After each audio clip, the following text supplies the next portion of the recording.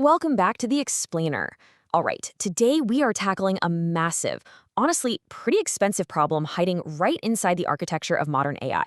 Every single time you make a call to a large language model, you're burning tokens. And, well, tokens cost money.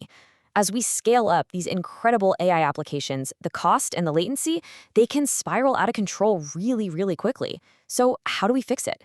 We're going to explore this totally fascinating optimization layer called semantic caching. Let's get into it. Just think about this for a second. What if your AI agents are wasting thousands of dollars answering the exact same question? If thousands of users are asking your AI essentially the identical thing, but just phrasing it a little differently, your system is probably processing every single one of those requests from scratch. You're literally burning money, compute power, and time, just repeatedly generating answers to the exact same user intents. It's crazy. So here is our agenda for today. Section 1, the AI cost problem. Section 2, what is semantic caching? Section 3, under the hood. Section 4, context and advanced AI. And finally, Section 5, monitoring and hidden risks. Kicking things off with Section 1, the AI cost problem, burning tokens. Why exactly do these LLM costs spiral out of control so fast? Well, it really comes down to agentic AI. See, in modern AI systems, an agent doesn't just respond to a single prompt anymore. It plans, it reasons, it acts across multiple steps. So a single agent resolving just one customer support ticket might actually trigger 5 to 10 separate calls to the LLM behind the scenes. Multiply that across thousands of daily requests, and yeah, those numbers are just impossible to ignore. The thing is, our old tools are kind of failing us here. Usually to save compute, we'd use a traditional cache. But a traditional cache requires an exact text match. If one user says, explain this error, and another says, why am I seeing this error? A traditional cache treats those as two completely different, totally uncached requests. For natural language, traditional caching gives you a near zero cache hit rate. It is essentially useless here. That's exactly where a semantic cache steps in, because it's a meaning-based match.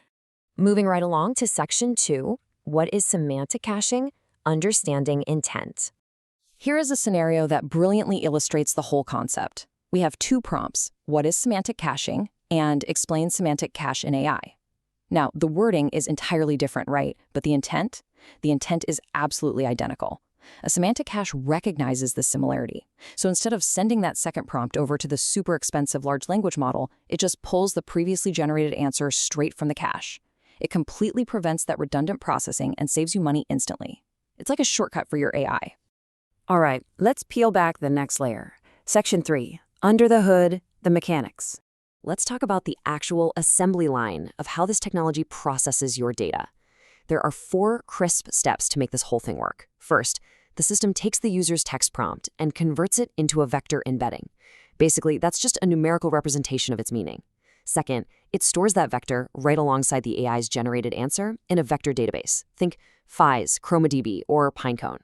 Third, when a brand new query comes in, that gets vectorized too and compared against those stored embeddings using a similarity search. And finally, if it matches based on a specific threshold, boom, you get a cache hit. But okay, here's where you really have to be careful. The sweet spot for this similarity score is usually between 0.8 and 0.9. This score basically represents how close the vectors are in high-dimensional space. 0 means no similarity at all, and 1 is a perfect, exact match. Setting this threshold definitely requires a bit of trial and error. If you set it too high, let's say 0.99, the system is going to demand near exact similarity. Your cache hit rates will plummet, and you completely miss out on the savings. But on the flip side, if you set it too low, like 0.5, the cache is going to start returning irrelevant, totally incorrect responses for queries that only kind of loosely match. So 0.8 to 0.9, that's generally where the magic happens. Let's jump into Section 4, Context and Advanced AI, the RAG pipeline. We're talking about retrieval augmented generation pipelines here, and how semantic caching actually handles ongoing conversations using context windows. Let's do a quick mental exercise. Imagine a user asks an AI, what is the largest lake in North America? The AI accurately responds with Lake Superior. The system then caches that vectorized prompt and the completion. Super simple so far, right? But conversations aren't just single isolated questions. The user follows up with, what is the second largest? Now, large language models don't inherently just remember the past. They rely on a sliding context window of your chat history. So the system passes that previous context, the AI understands we are still talking about lakes in North America, and correctly replies Lake Huron. This prompt and response, also cached. Now pay really close attention here because this is exactly where a poorly designed cache fails spectacularly. Let's say a completely different user logs in and asks, "What is the largest stadium in North America?" The AI answers, "Michigan Stadium." Then this new user asks the exact same follow-up question, "What is the second largest?" If your semantic cache is only looking at that single isolated sentence without any context, it's going to find a 100% exact match from our previous user, which means it will literally tell this new person that the second largest stadium in North America is Lake Huron. Yeah, no way. So the absolutely crucial takeaway here is that semantic caches must operate within a context window. You have to vectorize the array of prompts from the chat history alongside the latest question. By sliding that context window forward, you ensure the cache only returns hits that are actually contextually correct. In a RAG system, doing this prevents repeated, super heavy document retrieval from your external databases, which drastically reduces your latency and your LLM usage. Moving on to our final layer, Section 5, Monitoring and Hidden Risks, the blind spots. You see, semantic caching is definitely not a set-and-forget tool. It can silently break down your workflows if you aren't paying close attention.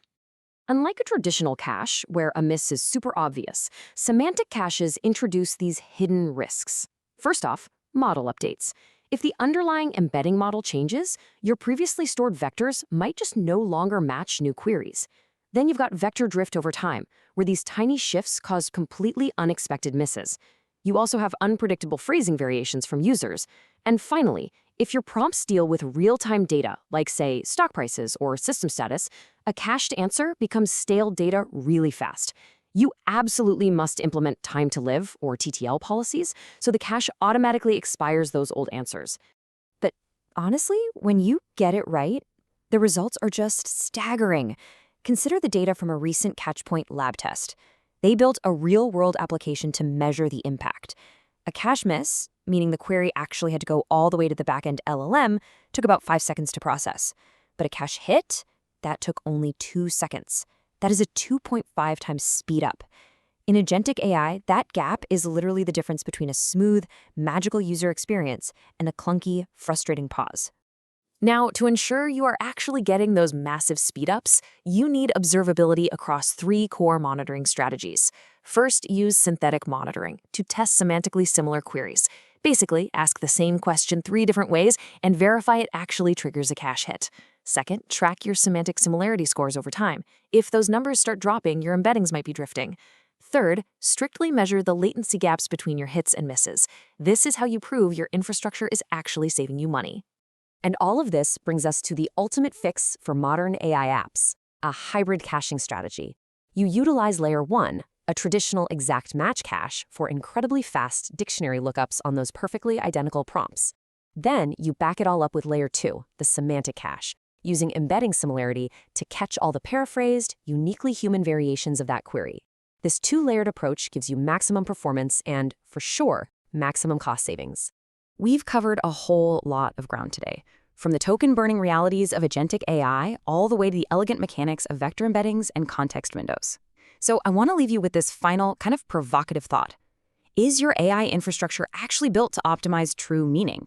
Or is it just matching strings? Semantic caching is no longer just optional for scalable AI. It is time we teach our caches to actually understand us. Thanks so much for joining me on this explainer, and keep building smart.